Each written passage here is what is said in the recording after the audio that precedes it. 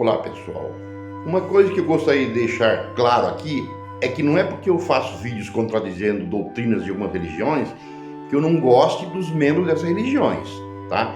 Eu faço os vídeos sobre Testemunho de Jeová, Adventista Sétimo Dia, Presbiteriano e outros, né? Mas não tenho nada contra os membros dessas religiões, ao contrário. Eu tenho parentes e amigos de Testemunho de Jeová, Adventista, Presbiterianos, enfim, e gosto muito deles. Tá? Acho importante ressaltar também aqui que normalmente as pessoas dessas religiões são pessoas íntegras, decentes e bondosas. Porém, todas as religiões criticam algumas doutrinas da minha igreja, que é a CCB, a Congregação Cristã do Brasil. E sendo assim, também me vejo no direito de fazer algumas críticas ou observações quanto a alguns de seus ensinos que eu julgo estar errado. Eu quero falar hoje sobre o batismo de recém-nascidos na igreja presbiteriana. Os presbiterianos associam o batismo de bebês com a aliança entre Deus e Abraão, onde um recém-nascido no 8º dia teria que ser circuncidado, isso em Israel. Ou seja, os presbiterianos relativizam a aliança do Velho Testamento, que era a circuncisão, com o batismo de bebês. Esse é o argumento dos presbiterianos para batizarem recém-nascidos. Mas não tem nada a ver uma coisa com a outra. O recém-nascido em Israel forçosamente teria que ser circuncidado, porque ele já nascia como um detentor da promessa. Não existia um livre-arbítrio para os pais e nem para os bebês, quando se tornassem adultos, para adentrarem ou não no pacto. Era um pacto que Deus fez a nível de nação, com todos. Quem vivia em Israel, querendo ou não, era obrigado a se circuncidar, senão é eliminado do seu povo. Por que isso? Por causa do pacto que Deus fez com Abraão, onde todos os que nasciam em Israel, repetindo, todos, nasciam debaixo do pacto. Ou seja, a criança não era circuncidada para ser judeu, mas porque ela já era um filho da promessa. Vocês entenderam? A criança não entrava na aliança por mérito ou escolha dela, ou dos pais, mas porque já seria um pactuado desde o ventre da mãe. Resumindo, todos os israelitas eram detentores da promessa.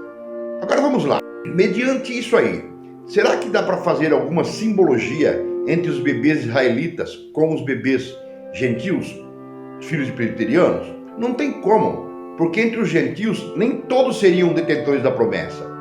O pacto cristão, que é o batismo, não é a nível de nação e nem de famílias, como foi com Israel, mas é com cada ser humano individualmente.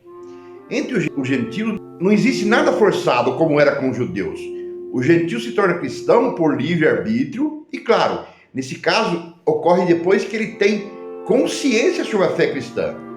Numa casa de presbiterianos ou cristãos de outras igrejas, que são a favor do batismo de bebês, nem todos são dignos de algum pacto, porque nem todos serão cristãos. Vamos lá, Lucas 12, 52 e 53. De agora em diante, haverá 5 numa família, divididos em um contra os outros, 3 contra 2 e 2 contra 3. O pai está dividido contra o filho e o filho contra o pai, e mãe contra a filha e a filha contra a mãe, etc. Nós vimos aí nesses textos que nem todo filho de cristão vai ser um cristão, ou detentor da promessa em Cristo, enquanto que todos os filhos de judeus, todos, seriam judeus, desde o ventre da mãe. Sendo assim, é errado batizar bebês, porque ser cristão é a opção do filho e nunca dos pais. Isso é tão lógico que em Marcos 16,16 está escrito assim: quem crer e for batizado será salvo, mas quem não crer será condenado. De acordo com Marcos, o gentio só pode optar pelo batismo quando crê em Jesus, né, criança ou adulto. Não tem como perguntar a um bebê se ele crê em Jesus. Portanto, a narrativa presbiteriana sobre a aliança judaica ter alguma simbologia com a aliança cristã cai por terra. Nesse caso também, o argumento presbiteriano de que quando os apóstolos batizavam uma casa ou família de gentios, os bebês eram incluídos. Isso é furada. Não existe isso aí. A Bíblia não relata um só batismo de bebê sequer. Não existe. Os pais da igreja do 1º e 2º século também nunca disseram diretamente ou abertamente que os apóstolos batizavam bebês. Eles batizavam crianças, mas não bebês.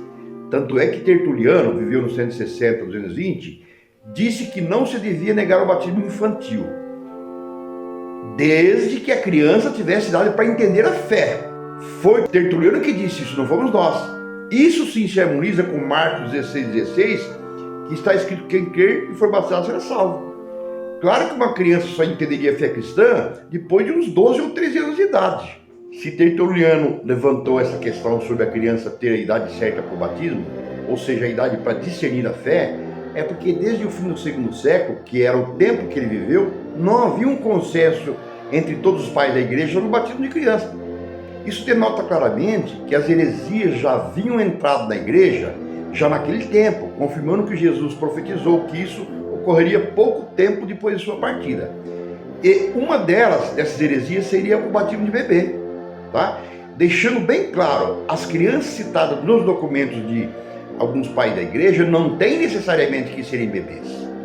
Os presbiterianos e outros, que também batizam bebês, forçam uma relativização entre crianças dos documentos dos pais com bebês. Um jovem de 13 anos também é tido como uma criança. Essa seria a criança que Tertuliano se referia. Dizer que todos os pais da igreja eram a favor do batismo de bebês é tirar do contexto suas falas e os escritos dos apóstolos, onde diziam que os batizados se tornariam discípulos. Vejam bem, de forma alguma um bebê pode ser discípulo porque não sabe de nada. Não existe nada na Bíblia onde Jesus ou os apóstolos disseram que haveriam batizados que num futuro distante se tornariam discípulos, tá?